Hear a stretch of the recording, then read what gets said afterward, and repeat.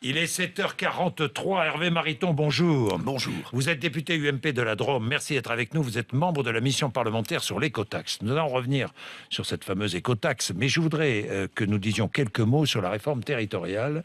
Ça se précise. À partir d'aujourd'hui, le président de la République reçoit les différents partis politiques, la représentation nationale. Apparemment, cette réforme, fusion de régions. Combien, nous verrons. Disparition, peut-être, des conseils généraux. Cette réforme pourrait être réalisée avant la fin de l'année 2015 ou au plus tard, au mois de mars 2016. Vous êtes favorable à cette réorganisation territoriale ? Je suis favorable à une réorganisation territoriale. Je ne sais pas celle que la majorité proposera, mais dans l'opposition, nous la demandons depuis si longtemps. Elle est nécessaire. Mais tout le monde n'est pas favorable dans l'opposition, pardon Hervé Mariton. Non mais il suffit pas que la gauche vienne sur notre terrain pour que j'abandonne mon terrain, notre terrain. Je suis responsable du projet à l'UMP, j'essaye d'avoir une certaine cohérence. En décembre dernier, j'ai proposé à l'équipe dirigeante et nous nous sommes mis d'accord par consensus sur une réforme ambitieuse, 8 régions, la suppression des départements là où il y a métropole. Nous avons, lors du Conseil national, validé l'objectif de simplification du millefeuille territorial. Eh bien, moi, je dis chiche au gouvernement.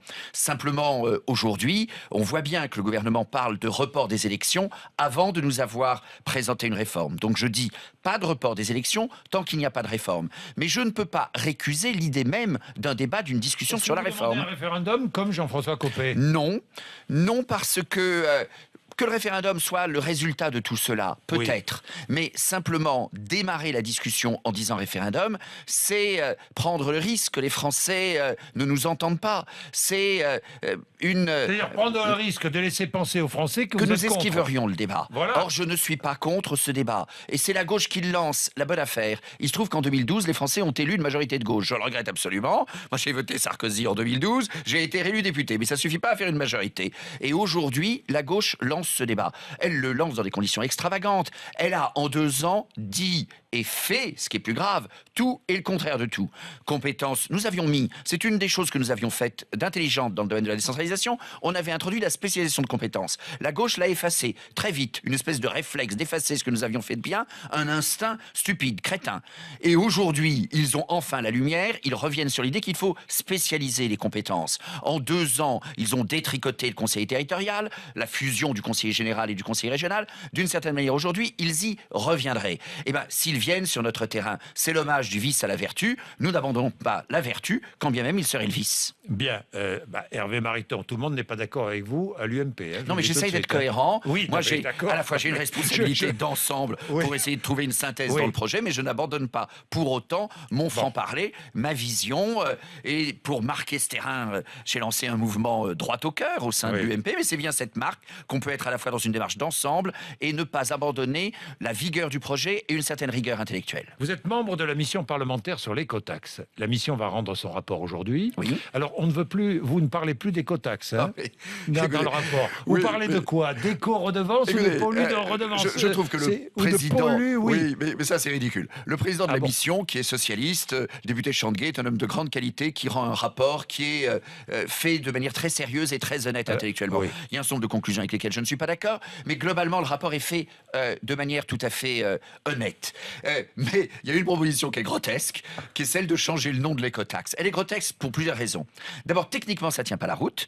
Comme l'argent collecté... Qu'est-ce qu'on propose? Que propose le rapport comme Le nom? rapport parle d'éco-redevance, certains parlent de pollu-redevance, et pourquoi pas le cadeau du Père Noël. Soyons sérieux. D'abord, est-ce que c'est une taxe ou une redevance? Ça pourrait paraître un peu pédant comme débat, c'est technique, mais ça a du sens. C'est une taxe, parce qu'une redevance, ça voudrait dire que l'argent va aux routes. Or, l'argent va pas aux routes, l'argent va à des travaux d'infrastructure, mais qui seront majoritairement des travaux intelligents, mais des lignes ferroviaires, des travaux sur les voies fluviales, des choses tout à fait utiles et qui vont faire au développement, les entreprises de travaux publics. Des choses utiles au développement des infrastructures, à la compétitivité de notre économie, mais comme ça ne va pas directement aux routes, si les mots ont un sens, ça ne s'appelle pas une redevance, ça s'appelle une taxe. Et puis ensuite, si les gens sont contre, parce que certains sont contre, moi-même, j'ai fait un rapport il y a quelques années, j'étais pas fanat de l'écotaxe. J'ai expliqué que ça allait être coûteux, que ça allait être compliqué, mais ça a été fait. Donc maintenant que ça a été fait, il ne faut pas qu'on ait une attitude capricieuse consistant à défaire. Qu'est-ce qu'on va faire? On va faire visiter les portiques? Ouais.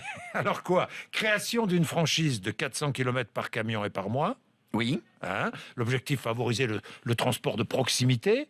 C'est-à-dire que pour les entreprises qui travaillent sur la proximité, pas d'écotaxe. Bah, ça dépend, parce que si elles font beaucoup de trajets sur la proximité, Oui, au bout d'un du mois, certain elles en temps, fait. oui, Donc, bon. globalement, cette franchise allège l'addition globale Oui. et elle favorise en effet les transports peu fréquents. Donc, une coopérative agricole, une structure économique qui fait un transport pour compte propre ne sera pas pénalisée. C'est intelligent sur le fonctionnement de l'économie locale. Alors, il s'agit de mener des essais à blanc aussi sur tout le Oui, territoire pendant 6 et mois. plus particulièrement en Alsace, parce que l'Alsace est demanderesse. Donc ça, Bon. c'est pas idiot. Bon, il y a aussi, d'abord, on ne démonte pas les portiques. Hein. Mais alors ça, c'est un choix de fond.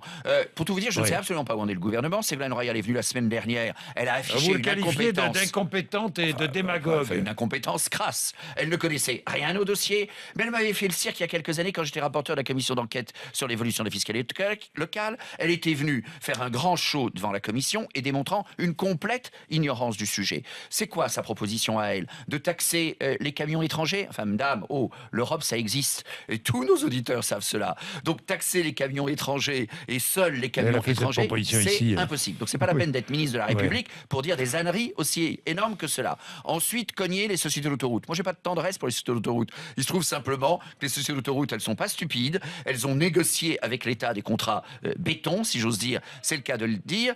Eh bien, comme l'État a essayé de le faire avec des gouvernements de droite et de gauche, chaque fois que l'État essaye d'augmenter spécifiquement des droits sur les sociétés autoroutières, ça s'appelle redevance domaniale, ça s'appelle taxe d'aménagement du territoire, les sociétés autoroutières menacent du contentieux, elles veulent se rattraper, elles négocient avec l'État des prolongements de concessions et donc elles mettent l'État en situation de faiblesse et c'est pour cela que l'État n'arrive pas à contrôler sérieusement les tarifs autoroutiers. C'est parce qu'il demande aux autoroutes de faire des choses pour lesquelles elles ne sont pas exactement destinées. Hervé Mariton, question, qui paiera l'écotaxe? Alors, l'écotaxe a vocation à être payée par les transporteurs et au bout du compte, ce sera le consommateur. C'est pas les poids lourds. Oui, mais c'est-à-dire que c'est alors, Non, ça, mais on a compris que les une vache consommateurs ne paye pas la paieraient. TVA sur le lait et au bout du compte, c'est vous et moi ça, on qui est bien payons. d'accord. Oui. Mais selon les conclusions de cette mission, qui paiera? Sont les transporteurs étrangers qui traversent la France? Mais ce sera plus qu'aujourd'hui les transporteurs étrangers. Ça fait partie de la logique de ce projet depuis le début. C'est qu'aujourd'hui, vous avez des transporteurs étrangers qui peuvent rentrer en Alsace, sortir en Espagne avec des tankers tout à fait considérables, sans acheter de carburant en France, donc sans payer de taxes sur les carburants, avec une contribution faible au financement des infrastructures. Et l'écotaxe, moi je suis contre l'augmentation des impôts. Donc un impôt nouveau, ça me plaît pas. Il y a 3-4 ans, quand on a conçu ce système, quand il a été conçu par la majorité de l'époque, j'ai eu un sentiment critique. Mais aujourd'hui, que des sommes importantes ont été dépensées, avec le risque d'un dédit important de la part de l'État, si cette affaire était mise à la poubelle, je dis danger. Le système n'est pas le plus absurde qu'on puisse imaginer. Il permet en effet une plus grande contribution des transporteurs étrangers au financement des infrastructures. C'est une manière de financer des infrastructures utiles à nos concitoyens et à l'économie, alors qu'il n'y a pas les moyens par ailleurs. Et dans le matraquage fiscal qu'ont subi les Français depuis 2 ans, je le regrette, 30 milliards d'impôts de plus. Fondamentalement, cet impôt, s'il contribue à l'augmentation de la fiscalité, il ne me plaît pas. Mais comme le gouvernement d'avant s'y était déjà engagé, ayant l'honnêteté de le reconnaître, comme par ailleurs, il y a probablement plus d'inconvénients que d'avantages à ne pas le faire. Il faut avoir un raisonnement mature. Si on ne le fait pas, très bien, pas d'écotaxe, bonne nouvelle, tout le monde applaudit. Mais il faudra rembourser des dédits. Il faudra assurer par ailleurs le financement des infrastructures. Donc tout ça, ça serait du gaspillage. Donc ce rapport, je vais probablement m'abstenir dessus parce que je trouve ridicule cette tentative de brouiller le message et d'endormir les gens avec un changement de terminologie. Il y a un certain nombre de propositions que je ne partage pas. Lesquelles, mais je n'ai pas envie. Des propositions sur, par exemple, la place des contrôleurs de transport terrestre. On a le sentiment que le rapporteur veut flatter un corps de l'État qui n'est pas totalement inutile, mais je pense que le sujet n'est pas là. Au contraire, on peut probablement faire un certain nombre d'économies. La désignation nouvelle de la taxe, je trouve que c'est mettre du brouillard dans le système. Pour autant, je ne jette pas le bébé avec l'eau du bain parce qu'il y aurait plus d'inconvénients que d'avantages à le faire. Et de temps en temps, il faut sortir de la polémique et de la démagogie. Il faut être responsable. Voter pour, ça n'est pas possible parce que toutes les propositions du rapporteur ne me satisfont pas. Voter contre, je ne le ferai pas parce que ce ne serait pas tout à fait responsable au regard de ce que la majorité de l'époque, quand bien même je n'avais pas adhéré à tout, avait proposé en son temps. Merci Hervé Mariton. Une voix un peu différente ce matin sur RMC, 7h52.